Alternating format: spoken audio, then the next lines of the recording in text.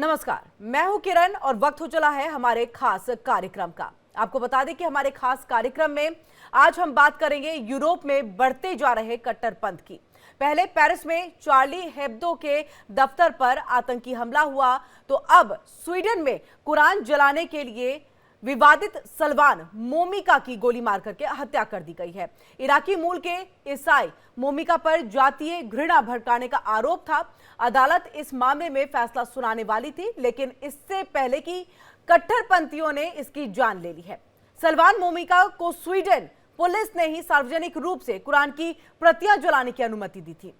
ये इजाजत अभिव्यक्ति की स्वतंत्रता के अधिकार के रूप में दी गई थी, लेकिन कट्टरपंथियों को यह स्वीकार नहीं था।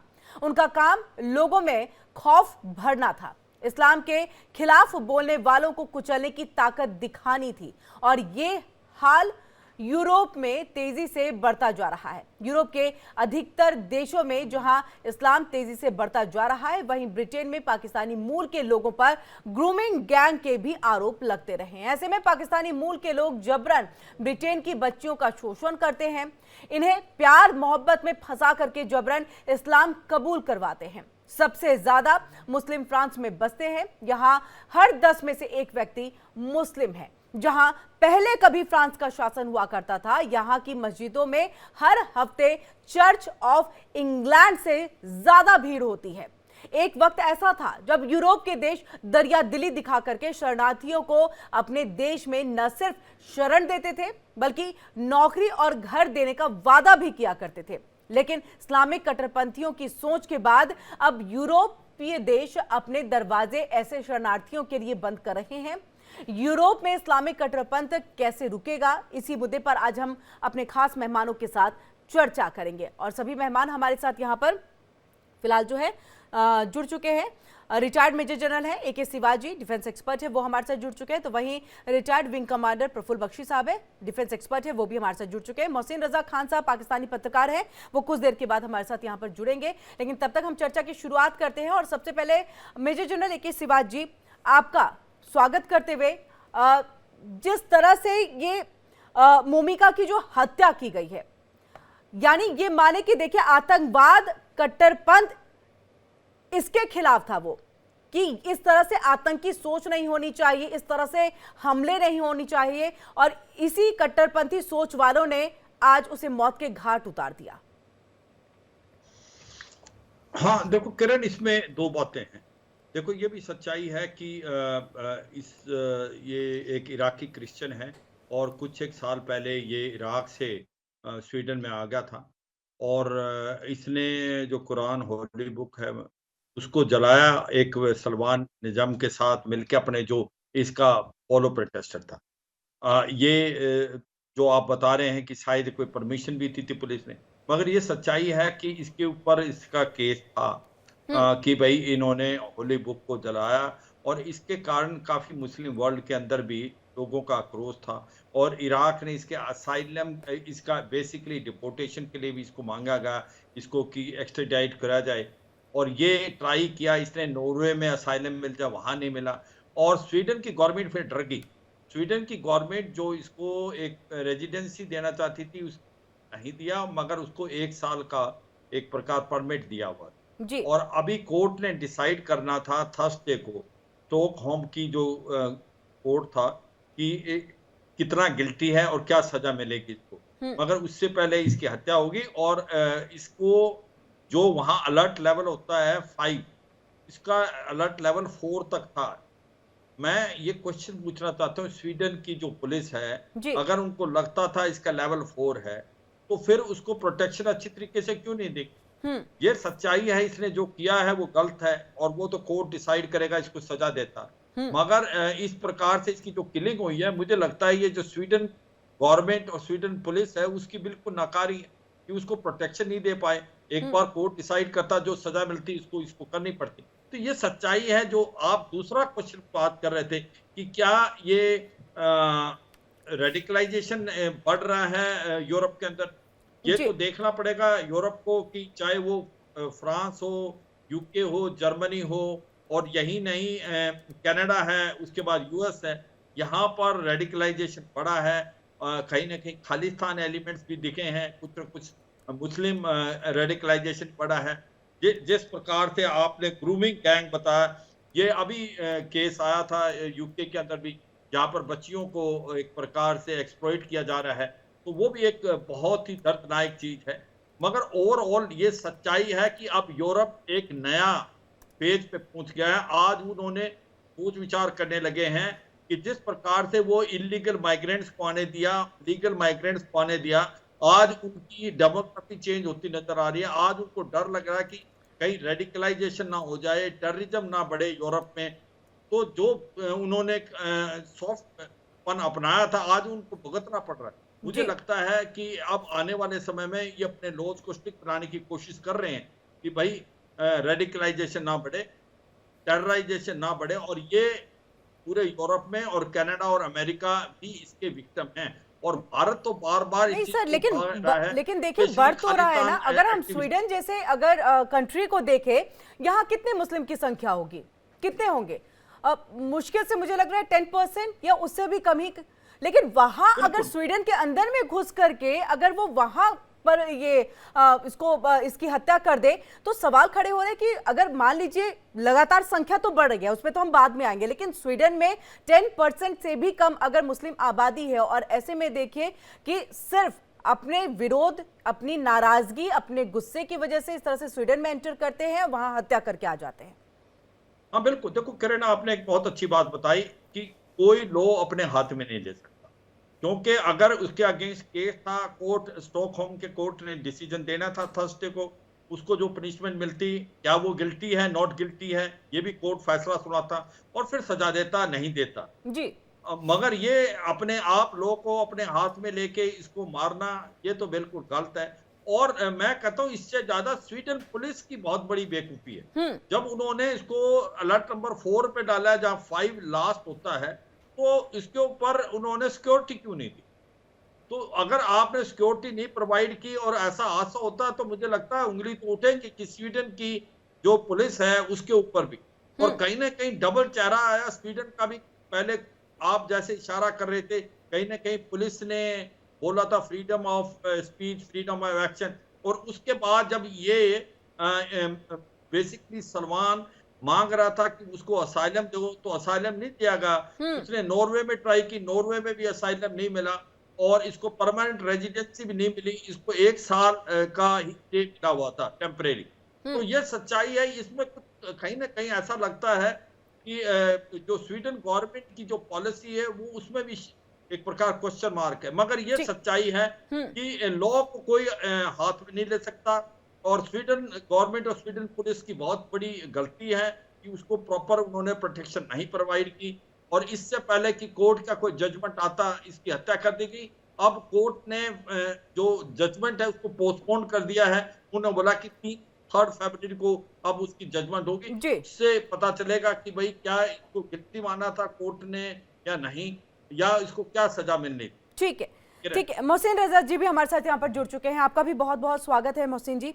मोहसिन साहब, देखिए, क्या ऐसा नहीं लग रहा था कि जब ऑलरेडी कोर्ट में केसेस थे, बात मतलब अब थर्सडे को ही जो है फैसला आने वाला था, थोड़ा और इंतजार अगर कानूनी तौर पर जाते तो शायद सजा मिलती, और गुनाह किया, गलती की, सब कुछ मंजूर है, मतलब सारी चीजें सही है, लेकिन एक कानूनी तौर पे जाने में क्या लगा कि गलत है? और इतने में जो ये नारे हमेशा से लगते रहे हैं कि सर तन से जुदा होगा, क्या उसी को दिखाने और इसकी कोशिश में जो है स्वीडन में ये कार्य किया गया कट्टरपंथी सोच वालों की तरफ से? देखें, अभी तो स्वीडन पुलिस ने किसी को नामजद नहीं किया जी, और न ही किसी ने इसे कत्ल की जिम्मेदारी कबूल की है। तो इसमें ये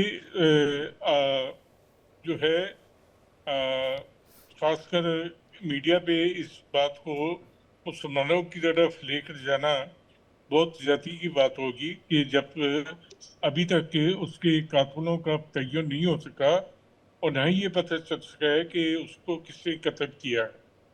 तो आप अपने प्रोग्राम में ये बात कर रही हैं कि मुसलमान इसके कातिल हो सकते हैं, और आपका सारा थीसिस जो है इस बात पर है। तो मैं समझता हूँ कि ये बात काबिल-ए-सबक है अगर ये बात की जाए। अगर कातिल साबित हो जाए कि कोई मुसलमान था तो फिर इस आक्षेप पे हम बात कर सकते हैं, नहीं, अभी तक लेकिन तो ऐसे सर अभी मुसलमानों तक को तो सर कातिल यही साबित करना।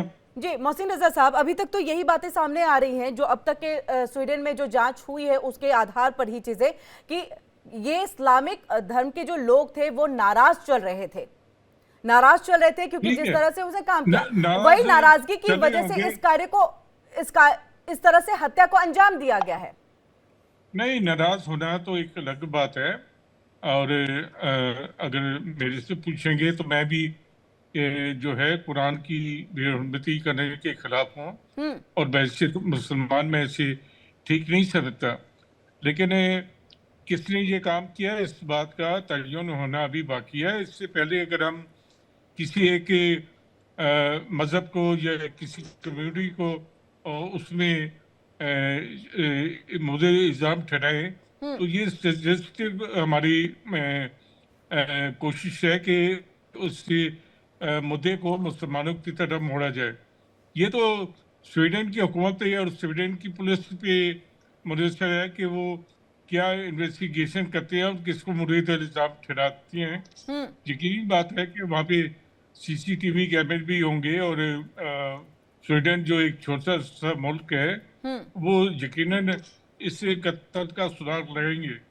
अगर इसके बाद कोई मुसलमान इसमें मुलव्वस निकला तो फिर आपकी बात ठीक है कि आप इसका इल्जाम मुसलमानों पे लगा सकती हैं, लेकिन इससे पहले ना स्वीडन की पुलिस ने किसी को भी अभी तक जिम्मेदार नहीं ठहराया। नहीं, अभी शुरुआती जांच में तो सर ये चीजें सामने आ गई हैं, ठीक है, तो उसी के आधार पर जो है ये पूरा शुरुआती जांच, यानी कि स्टार्टिंग जो अभी तक इन्वेस्टिगेशन है उसमें तो ये बात सामने आई है कि कहीं ना कहीं इन्हीं का हाथ है, और इसी को लेकर के हम प्रफुल्ल बख्शी साहब के पास जाएंगे।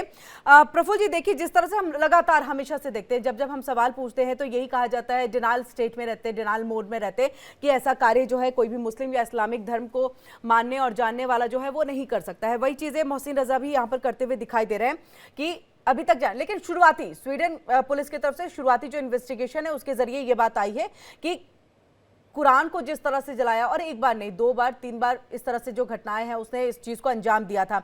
ऐसे में इस तरह की हत्या हो जाना, वो भी सोचिए उस वक्त में वो लाइव थे, सोशल मीडिया पर लाइव थे, और उस वक्त में ये हत्या हो जाना, और उसमें साफ तौर से दिखाई दे रहा है जो हत्यारा है वो फोन लेकर के चला जाता है। फिलहाल ये जांच बाकी आदि चीजें चल रही हैं, लेकिन क्या हम ये माने कि कट्टरपंथी सोच वाले ने इस तरह की घटना को अंजाम दिया है, इस तरह से मौत के घाट उतारा है, यानी कि आप कोर्ट का जो है इंतजार भी नहीं करते कि उनका क्या फैसला आएगा, उससे पहले ही आप फैसला अपना सुना देते हैं?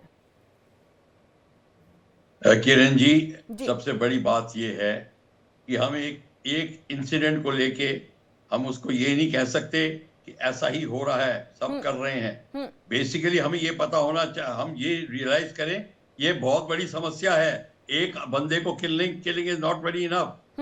ये रेडिकलाइजेशन ऑफ इस्लाम फैल रहा है, और बहुत, हालांकि इस्लाम यूरोप में बहुत पहले से है, बल्कान में, वोल्गा रीजन में, क्रीमिया में, या कॉकसकस में, ये सदियों से इस्लाम है। और यही नहीं, जो युगोस्लाविया की जो लड़ाई हुई थी 90s में, वो उसमें बहुत बड़ा इस्लामिक तबका था। ये सब ठीक है, पर ये अब जो इन्होंने रेडिकलाइजेशन इस्लाम का इसलिए हो रहा है कि जितने यूरोप में जो आए हैं शरणार्थी, वो अपने अपने देशों से निकाले गए हैं। वहां पे कतार में और जितने जब मिडिल ईस्ट में तो हेड ऑफ द स्टेट्स कहते हैं ये क्रिमिनल थे हमारे, हम इनको सजा देना चाहते थे। आपने दुनिया को दिखाने के लिए, चैंपियन ऑफ ह्यूमन राइट्स बनने के लिए, और basically they wanted blue workers, blue collar workers, उनका सफाई कर्मचारी, सड़क साफ करने वाले इत्यादि इत्यादि इनको चाहिए थे। ये वापस कॉलोनाइजेशन की सपने लेके इनको कहा कि ये मुफ्त का फ्री लेबर आ रहा है, सस्ता लेबर है, आने दीजिए इनको। बेसिकली ये बात थी, पर ये आके इन्होंने अपना, जब उन्होंने देखा कि यहाँ पे इतने हमारे प्रावधान है, इतनी हमारे फैसिलिटीज है, ऑटोमेटिकली इस्लामिक जो रेडिकल जो ताकत है वो ऑटोमेटिकली बड़ी ताकतवर बन जाती है। और जो इस्लाम के जो फाइनेंस करने वाले हैं, स्टेट में उनको फाइनेंस करने लगे कि ये तो बड़ा अच्छा मौका है, बैठे बैठाए इन्होंने स्टार्ट कर दिया। इसकी इनको इतनी ट्राई भी नहीं कर, जो पहले इस्लाम ने जो क्रूसेड्स में घुस के यूरोप में कब्जा किया था, वो यहाँ बैठे बैठाए कब्जा हो रहा था। अब ये जो अब उनको भारी पड़ा यूरोपियंस को, क्योंकि ये अब रेडिकल अब हक मानते हैं, शरीयत मानते हैं, और अब अपने को अंग्रेज से गोरे से ज्यादा समझते हैं। दोनों को अब ये पसंद नहीं आ रही, सारी बात ये है। और ये जो जिससे कुरान जलाई थी, ऑब्वियसली रेडिकल इस्लाम इसको लाइक नहीं करेगा। इसको मारना बड़ा सरल था और मार दिया, एक और को भी मार देंगे। जो भी होगा, जो अब इस्लाम के खिलाफ आवाज उठाएगा उसको बंदूक की नोक के साथ देखना पड़ेगा। ये कोई पहली बार नहीं है, इससे पहले भी इस तरह से जो हत्याएं हैं वो हो चुकी हैं। तभी मैंने ये बात कही कि सर तन से जुदा के नारे तो लगते रहे थे अब तक पाकिस्तान में, लेकिन अब तो ये हर देश में चल रहे हैं कि इस्लाम के खिलाफ कुछ बोलेंगे, कुरान। देखिए, और ऐसा नहीं है कि किसी को बहुत शौक चढ़ा कि मुझे कुरान के अगेंस्ट में बोलना है, मुझे इस्लाम के अगेंस्ट में बोलना है। उसके साथ 2008 में ऐसी चीजें हुई, आतंकवाद से वो दो चार हुआ, यानी कि उस चीज से वो परेशान हुआ, और उसके बाद वो सीरिया से जो है स्वीडन चला आता है, और स्वीडन में आकर के वो अपने इस मूवमेंट को जारी रखता है। यानी इस मूवमेंट को चलाने के लिए सोचिए वो किस तरह से आतंकवाद से जो था वो परेशान था, और यही बहुत बड़ी वजह है कि उसने इस तरह से कुरान जलाया। किरण जी, आतंकवाद से बहुत परेशान है, मुस्लिम कम्युनिटीज इसके खिलाफ है। मैं मानता हूं उस बात को कि जो मुस्लिम कम्युनिटी लीडर आतंकवाद के बात करेगा वो जान से खेलेगा। ये तो कहीं भी है। यहाँ पे भी अगर आप देखें, इस एरिया के अंदर अगर कोई मुसलमान मॉडरेट की बात करता है, उसकी जान को आफत में आ सकती है, उसको वार्निंग्स मिलती हैं। ये यहाँ हो रहा है। तो ये आप मत सोचिए, ये अब बीमारी ऐसी फैल गई है यूरोप के अंदर, अब ये इनको बहुत महंगा पड़ रहा है। अब ये ऐसा कैंसर फैल गया है, ये अब नहीं निकल सकते। अब वो आप कार्टून बना दीजिए कोई अपने इस्लाम के गॉड के अगेंस्ट, जो भी कोई भी कार्टून बना दीजिए किसी के भी खिलाफ, आप देखिए क्या हालत होती है। ये सारा का सारा गेम जो है, ये अब रेडिकलाइजेशन ने जड़ पकड़ ली है। चाहे स्वीडन हो, चाहे अब पोलैंड जो है, या वैसी आप पॉलिसी बनाई जैसे पोलैंड ने बनाई, तो गुस्सा ही नहीं देना, इनको कुछ करने नहीं देना, बसने ही नहीं देना, वो दूसरी बात हो जाती है। वो पोलैंड को ये आदत नहीं पड़ी थी। मैं पोलैंड में जाके उनकी आर्मी की एयरफोर्स की ट्रेनिंग करा चुका हूं। मैं बता रहा हूं कि पोलैंड में एटीट्यूड बिल्कुल डिफरेंट है। पर आप चले जाइए इंग्लैंड में, आप चले जाइए फ्रांस, जर्मनी में, वह एटीट्यूड डिफरेंट है। तो उनको आदत पड़ी है कि क्या किस तरीके से हमको चीप लेबर मिलेगा। ये बेसिकली यही बीमारी है जिसने ये सारी जड़ पकड़ाई है, और कोई प्रॉब्लम नहीं है। अब इनको मोहसिन रजा साहब, यहाँ देखिए 5 लोगों को, अब तक तो मैं शुरुआती जांच बता रही थी, यहाँ तो 5 लोगों को गिरफ्तार भी कर दिया गया है, और 5 लोगों की गिरफ्तारी के बाद जो है अब तक कई खुलासे जो है हो चुके हैं। और इसमें इसी बात का जिक्र हो रहा है क्योंकि जिस तरह से कट्टरपंथ के बिल्कुल अगेंस्ट में मोमिका था, और यही वजह है जिस तरह से उसने कुरान को जलाया, एक बार नहीं, 2 बार नहीं, 3 बार कम से कम, जिस तरह से उसने इस्लाम के खिलाफ जो है अपनी लड़ाई को शुरू किया था। और वो भी इसलिए नहीं किया था कि उसे शौक था या वो किसी एक धर्म के खिलाफ था, बल्कि इसलिए किया है क्योंकि जब वो सीरिया में था, वहां इस्लामिक कट्टरपंथ जब अपना सिर उठा रहे थे, वहां पर उसने अपना बहुत कुछ खोया। उसी के 2008 के बाद से उसने इस मूवमेंट को जो है वो शुरू किया, और उसी के बाद से लगातार वो स्वीडन में आकर के अलग अलग कहे तो बैठ के करता है, लोगों से मिलते हैं, और मिलने के बाद जो है सीधे तौर पे आतंकवाद को एक बहुत बड़ा खतरा वो बताता था। अब देखिए इस तरह से उसकी हत्या कर दी गई है। तो क्या अगर कट्टरवाद और आतंकवाद के खिलाफ कोई भी आवाज उठाएगा तो ये किया जाएगा? देखिए किरण जी, आप एक ऐसे मुल्क से ताल्लुक रखती है जिसमें गाय का गोश्त खाने पे या उसको ले जाने पे लोगों को कत्ल किया जाता है और मारा जाता है मुसलमानों को। लिहाजा आपके मुंह से ये बातें ये मैं दोबारा से लाइन सुनना चाहूंगी सर। आप जो है सर, आपकी आवाज कट रही थी, ये लाइन मैं दोबारा से सुनना चाहूंगी। मैं कहना चाहता हूं कि आप किरण जी एक ऐसे देश में रहती हैं जहाँ पे गाय का गोश्त खाने या उसको ले जाने के जुर्म में मुसलमानों को कत्ल किया जाता है। हाँ, क्योंकि गाय हमारी माता है। तो इस बात को ये तो हम नहीं कह सकते कि हिंदू दहशत गर्दी है।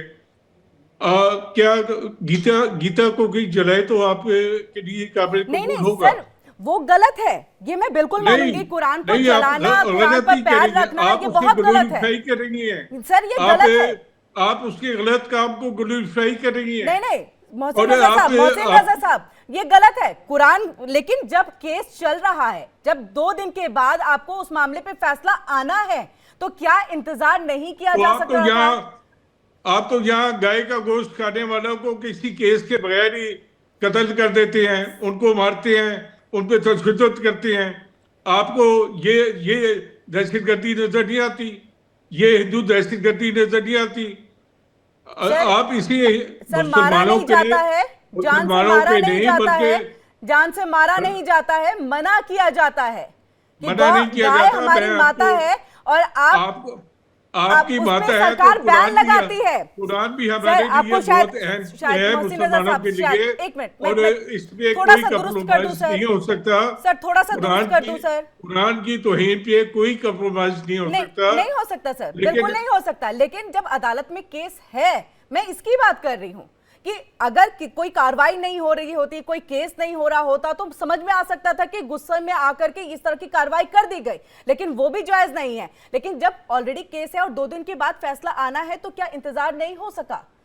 और यहाँ मैं एक चीज में और दुरुस्त कर दूं सर, ये जायज है कि गाय का सरकार गोश्त बैन खाने लगाती पे है कत्ल हो जाए कि गौ तस्करी और नहीं होनी चाहिए। हमारे यहाँ बैन लगता है, यानी उसके लिए रूल बनता है, लॉ बनता है, ठीक है? इसमें मारा नहीं जाता है कि उठाए और बंदूक और किसी को गोली मार दी। ये हमारे देश में नहीं होता है। हमारे देश में मैं आपको 20 वीडियो भेज सकता हूँ कि मुसलमानों को गोश्त ले जाने के जुर्म में कत्ल किया गया, उनकी हत्या की गई, उनके साथ बुरा सलूक किया गया। ये बातें आपको शोभा नहीं देती। चलिए सर, मुझे जो कहना था मैंने कह दिया, मानना ना मानना तो आपके ऊपर है। बाकी मैं ये कह रही थी कि कोर्ट में जब फैसला अभी कुछ दिन के बाद आना था, तो क्या इंतजार नहीं हो सक रहा था? हाँ, तो कातलों को इंतजार करना चाहिए था। मैंने तो कत्ल नहीं किया, जो आप मुझे ये बात बता रही हैं। जिन्होंने कत्ल किया है, ये बात उन्हें समझानी चाहिए थी। और सबसे पहली बात ये कि स्वीडन की पुलिस को और हुकूमत को उस शख्स को तहफ़्फ़ुज़ फराहम करना चाहिए था जिसके खिलाफ केस चल रहा था। उन्हें पता है कि ये कितना संगीन मामला है, मुसलमानों के जज्बात भड़के हुए हैं, तो उसे लेके उन्हें तहफ़्फ़ुज़ फराहम करना चाहिए था। लेकिन उन्होंने जानबूझकर ऐसा किया कि उसको तहफ़्फ़ुज़ फराहम नहीं किया, तो इसके नतीजे में उसकी जान गई। इसका इल्ज़ाम किसी शख्स को देना कि और किसी कम्युनिटी को या किसी मजहब को देने के बजाय आप सिविलियन पुलिस के ऊपर ये बात करें। जनरल साहब ने बिल्कुल ठीक बात की है कि सिविलियन पुलिस को जब पता था कि वो अलर्टेड फोर्ट का उस पे है, तो उन्हें उसको सिक्योरिटी फराहम करनी चाहिए थी। क्यों उन्होंने सिक्योरिटी फराहम नहीं की? सिविलियन कोई इंडिया की तरह, पाकिस्तान की तरह बड़ा मुल्क तो नहीं है, वो तो एक छोटा सा मुल्क है। और उन्हें इस चीज़ का अंदाज़ा भी होगा कि मुसलमानों के जज्बात क्या हैं, तो उन्हें इस मामले पे अपनी पूरी तरीके से जिम्मेदारी पूरी नहीं की स्टूडेंट की हुकूमतें और स्टूडेंट की पुलिस ने। जहाँ तक काकड़ों का ताल्लुक है, मैं आपको बताता चलूँ कि ये एक मुसलमानों में और हर फिक्र में आप देखें कि इंतहा पसंद है, और ये इंतहा पसंदों को ये कि से हमें पूरी तो दुनिया जानती है। लेकिन आप अगर किसी मजहब की तौहीन करेंगे, कुरान को जलाएंगे और नबी करीम सल्लल्लाहु अलैहि वसल्लम के बारे में कार्टून बनाएंगे, तो इसको कोई मुसलमान बर्दाश्त नहीं करेगा, बल्कि इस पे रिएक्ट करेगा। ठीक है। मेजर जनरल AK शिवाजी, आपके पास देखिए, जो बात मोहसिन रजा साहब कह रहे हैं कि किसी भी मजहब की तौहीन और उसके धर्म ग्रंथ की तौहीन बिल्कुल भी ये बर्दाश्त नहीं की जा सकती है किसी भी धर्म की तरफ से, क्योंकि धार्मिक भावनाएं हर किसी के आहत होती हैं। लेकिन समझना इस बात को है कि आखिरकार ऐसा हुआ क्यों है।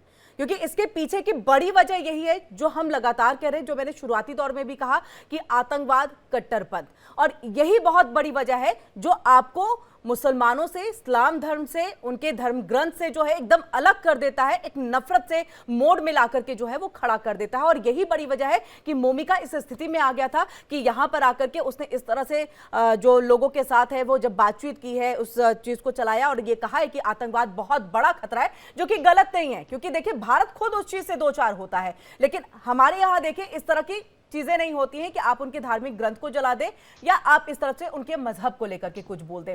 लेकिन बहुत कुछ खोया तभी इस तरह की स्थिति में आया वो। और इसी के साथ यूरोप में जिस तरह से अभी जो संख्या लगातार बढ़ गई है, इस पे भी हम आपसे थोड़ा समझना चाहेंगे। हाँ देखो, ऐसा लगता है किरण, इसका केस कुछ बड़ा अलग है। ये अगर मैं भी पढ़ रहा था 2018 में जब ये आया था तो इसने कुछ रॉन्ग इन्फॉर्मेशन दिए थे और उस रॉन्ग इन्फॉर्मेशन में इसकी डिपोर्टेशन हो सकती थी 2023 में। तो कहीं ऐसा तो नहीं है डिपोर्टेशन बचने के लिए इसने ये काम किया, मगर सच्चाई है किसी भी धर्म की बुक के ऊपर, उसकी जो होली बुक है उसको करना मुझे लगता है बिल्कुल गलत है, चाहे वो कोई धर्म हो, क्योंकि आप लोगों के रिलीजियस फीलिंग के साथ खेल रहे हैं। आप ये जानते हैं कि इससे कम्युनिटीज के बीच के अंदर एक टेंशन पैदा हो सकती है। तो इसमें तो कोई शक नहीं, मुझे लगता है कि जो जिस प्रकार से इसने कार्रवाई की अगर है, क्योंकि इसका एविडेंस है, तो कोर्ट इसको सजा देता। मगर मेरा सबसे लार्जर इशू है कि स्वीडन जो बोलता है कि वो एक डेवलप्ड कंट्री है, उसकी पुलिस क्या कर रही, क्यों नहीं इसको प्रोटेक्शन दी? उसको प्रोटेक्शन दें आप। अगर आपने कोर्ट में केस लगाया, मुझे लगता है पुलिस ने भी इसको इंस्टिगेट किया 2018 के बाद, जब 2023 में इसने किया तो उसको प्रोटेक्शन देते, कोर्ट डिसीजन देता और जो कोर्ट जजमेंट देता उसके तहत काम होता। तो कहीं ना कहीं स्वीडन की जो गवर्नमेंट और पुलिस भी मुझे लगता है इसके अंदर काफी बड़ी भूल है। नंबर जो इनका है नंबर 5 जो लार्जेस्ट, जब बोलते हैं कि टेररिज्म के अगेंस्ट है, 4 तक था तो इसको देना चाहिए था।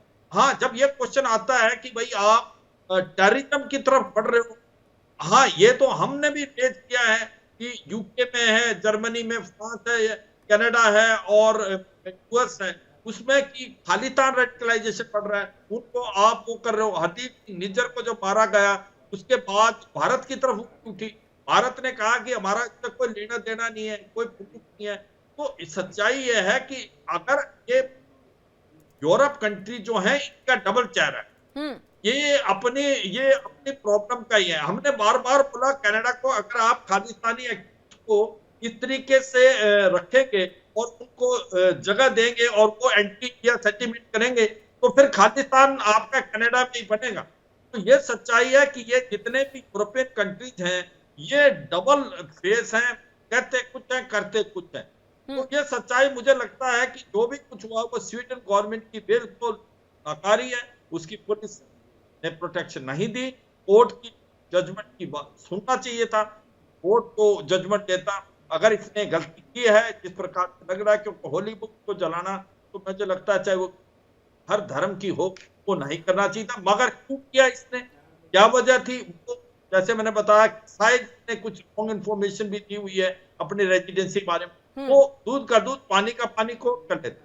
मगर इससे क्या हो गया है कि जिस प्रकार से मारा गया, मुझे लगता है इसकी उंगली उठती है स्वीडन की तरफ, और ये डबल चेहरा है इन सभी यूरोपियन कंट्रीज का। इनको माइग्रेशन को लेके इलीगल इनका इस्तेमाल भी इन्होंने किया और आज इनके लिए प्रॉब्लम हो रही है, इसमें कोई शक नहीं है। और इसी प्रकार से अमेरिका में भी अभी प्रॉब्लम हुआ है। अमेरिका में जिस प्रकार से डोनाल्ड ट्रंप ने मैक्सिको में नेशनल गार्ड लगा दिया है, इलीगल माइग्रेंट के लिए प्रॉब्लम है। तो ये सच्चाई है कि क्रिमिनलाइजेशन तो बढ़ता है जब आप इलीगल माइग्रेशन को खोल देते हो, और ये मुझे लगता है यूरोप आज उसी को फेस कर रहा है। किरण जी, प्रफुल्ल बख्शी साहब आपके पास, क्योंकि देखिए एक रिपोर्ट में यहाँ पर देख रही थी, उसके आधार पर ये ACLED जो है उनका ये रिपोर्ट है कि क्या यूरोपीय संघ में कट्टरपंथी समूह का उनकी जो हिंसा है वो बढ़ते चली जा रही है। आप एग्री करेंगे? एग्री करता हूं मैं किरण जी, बिल्कुल बढ़ती चली जा रही है उनकी हिंसा। इसलिए बढ़ रही है क्योंकि वो हिंसा बढ़ा सकते हैं बड़े आराम से। और मैं आपको ये बता दूं, जब से यूरोपियन यूनियन बनी है और यूनियन पक्की हुई है, इंटरनल सिक्योरिटी जो कंट्रीज की है बहुत कम हो गई है, ओपन पोरस बॉर्डर्स हो गए हैं, ये एक धागा लगा हुआ है, एक रस्सी लगी है बॉर्डर की जगह, ये एक्चुअली हो गया है। और चाहे आर्म फोर्सेस हो चाहे पैरामिलिट्री फोर्सेस हो, ये इतनी कम कर दी गई हैं और जॉइंट ऑपरेशंस करते हैं, तो इनकी जो डाइल्यूशन ऑफ पावर और जो फोर्सेस है इतनी ज्यादा हो गई है, इंटेलिजेंस पुअर हो गई है, अब ये इनको संभाल नहीं सकते। ये इनका जो यूरोपियन क्या मिलके भी करें, अब ये इनके बस की बात नहीं है और रेडिकलाइजेशन के लिए बाहर से इनको सपोर्ट आ रहा है।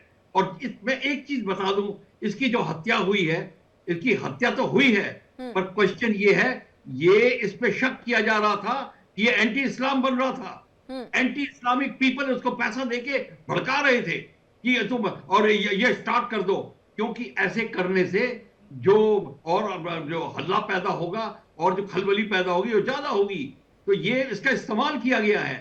खैर वो दूसरी बात है, लॉ एंड ऑर्डर सिचुएशन इसको सेव कर सकती थी, पर मैंने आपको बता दिया सिक्योरिटी इतनी कमजोर हो गई है कि आप नॉर्मल आदमी नहीं बचा सकते। चाहे फ्रांस का देख लीजिए कि उनकी ट्रेन उड़ रही हैं, चाहे आप इंग्लैंड में चले जाइए, कहीं भी जाइए, जर्मनी में जाइए, अब इनको कंट्रोल नहीं कर सकते। तो रेडिकलाइजेशन बढ़ रही है और भी बढ़ेगी। तो आने वाले दिनों में एक खतरे का संकेत जो है वो मिलता हुआ दिखाई दे रहा है। मोहसिन रजा साहब, आपसे हम चाहेंगे इसको लेकर के कि जो ये रेडिकलाइजेशन जो लगातार बढ़ती चली जा रही है और आने वाले समय में इसे एक तरह से खतरे का संकेत देख रहे हैं, आप कैसे देखते हैं?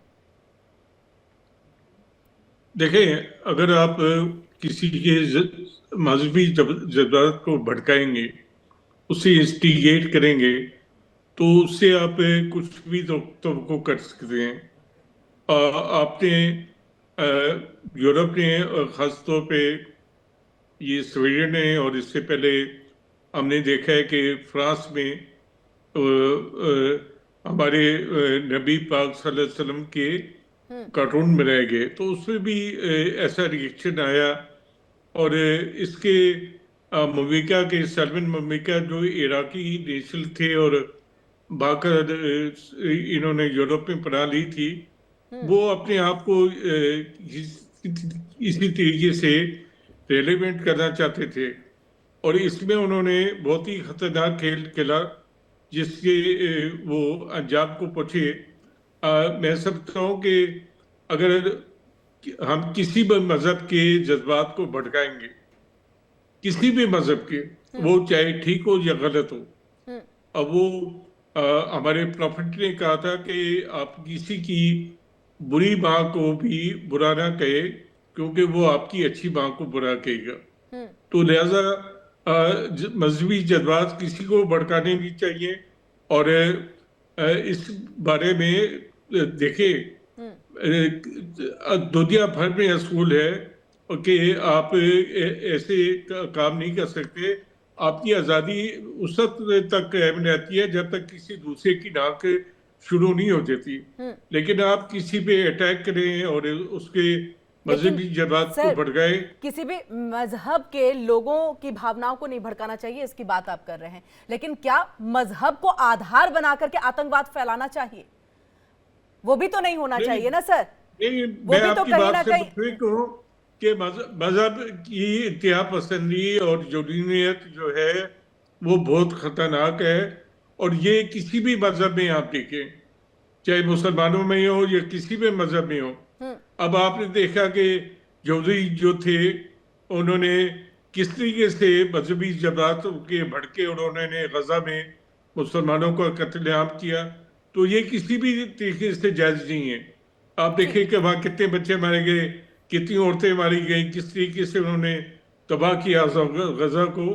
तो किसी भी मजहब को इत्तेहाद पसंदी की तरफ जाने से एतराज करना चाहिए और जो मजहबी तालीमात है उसके मुताबिक रहना चाहिए। ठीक है, बहुत बहुत शुक्रिया आप सभी का हमारे साथ यहाँ पर जुड़ने के लिए और ये बातचीत यहाँ पर करने के लिए।